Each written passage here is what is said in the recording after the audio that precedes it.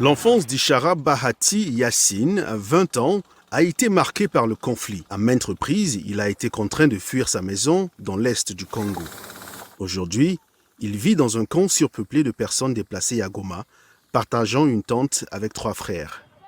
Cette année, il votera pour la première fois lors de l'élection présidentielle.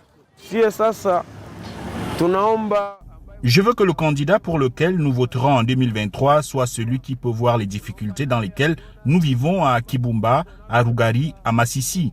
Je veux qu'il travaille pour que nous puissions retrouver la paix et retourner dans nos villages pour y vivre tranquillement. Les élections au Congo sont dominées par des questions telles que l'économie, la corruption et l'exploitation minière. Pour de nombreux habitants de l'Est du pays, l'incapacité du président Félix Tshisekedi à mettre fin à des décennies de violence est la plus grande préoccupation. Sous le mandat de M. Tshisekedi, le groupe rebelle M23 a mené une campagne de meurtres, de viols et d'enlèvements en réponse à la répression de l'armée.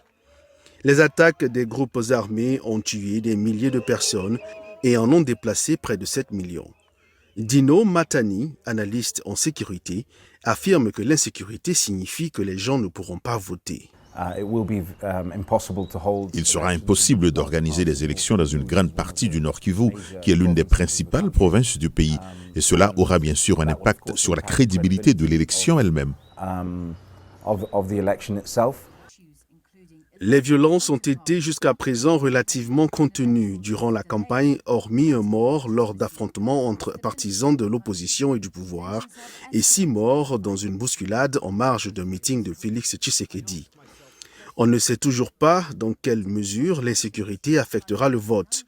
La semaine dernière, la commission électorale a demandé à la présidence de fournir d'urgence des avions pour distribuer le matériel électoral dans les zones difficiles d'accès.